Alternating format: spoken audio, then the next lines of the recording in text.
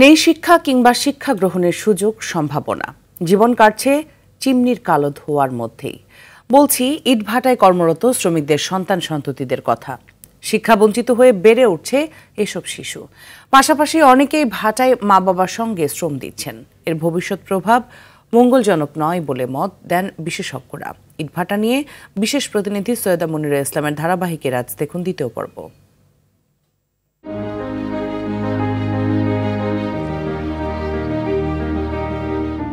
জ্ঞান অর্জনের উত্তম সময় শৈশব। পরিবার থেকেই হয় শিক্ষা অর্জনের হাতেখড়ি। তবে এই সৌভাগ্য সব শিশুর কপালে জোটে না। অর্থনৈতিক অসচ্ছলতার কারণে শিক্ষা বঞ্চিত হয় অনেকেই। কাউকে নামতে হয় জীবিকার সন্ধানে, তেমনি ইটভাটার শিশু শ্রমিকরা।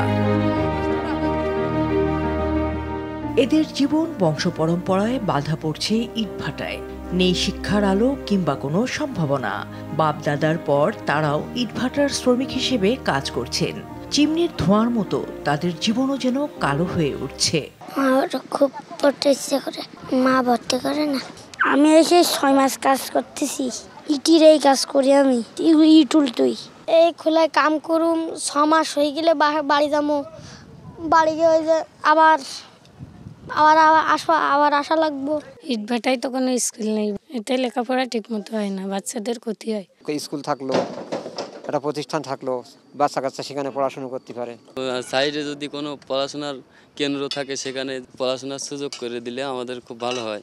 ভাটা করার কারণে এই যে বাচ্চাগুলো এই যে নষ্ট হচ্ছে, অশিক্ষিত হচ্ছে, এরাই তো পরবর্তীতে আবার মনে করেন যে ভাটার কাজ করতে হবে, তাছাড়া তো কোনো উপায় থাকবে না। এভাবেই শিক্ষা বঞ্চিত হয়ে বেড়ে উঠছে ইটভাটার অগণিত ছোট্ট সোনামণি। লেখাপড়া করার অনেক ইচ্ছা তাদের, দুচোখ ভরা স্বপ্ন। কিন্তু এই স্বপ্ন পূরণ করতে এগিয়ে আসবে কে? এদের দায়িত্ব নেবে কে? এই শিশুরাই হয়তো আগামীর বিশ্বে প্রতিনিধিত্ব করতে পারত, ভূমিকা রাখতে পারত দেশ উন্নয়নে। অভাবের কাছে হেরে গেছে সেই সম্ভাবনা। এর ভবিষ্যৎ প্রভাব খুব একটা মঙ্গলজনক নয় বলে অভিমত বিশেষজ্ঞদের। সরকারের উচিত হবে যে এই ধরনের শিশু শ্রম যেখানে যেখানে হচ্ছে সেখানে যেন পাঠদান শিক্ষা কার্যক্রম একেবারে নিশ্চিত করা যায়, সেদিকে লক্ষ্য রাখা। একটা বাচ্চা যদি শিক্ষিত হয়ে যায়, ওই পরিবারটা কিন্তু অনেক দূর এগিয়ে যাবে। মালিক পক্ষকে অনেক বড়ভাবে একটু চিন্তা করতে হবে, দেশপ্রেমের জায়গা থেকে চিন্তা করতে হবে। তাহলে হয়তো বা শিশুদেরকে, যারা শিশু শ্রম করছে এইসব ইটভাটায়, তাদের শিক্ষাটা নিশ্চিত করা সম্ভব। আমরা তো এই শিশু শ্রমের বিরুদ্ধে, আমরা শিশুদেরকে আমরা কাজে নেই না।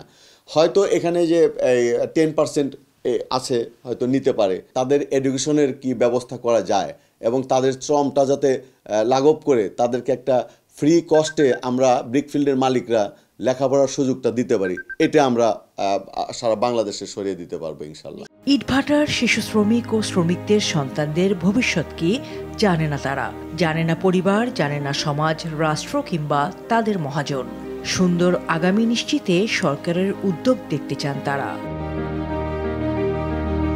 সৈয়দা মুনিরা ইসলাম, RTV।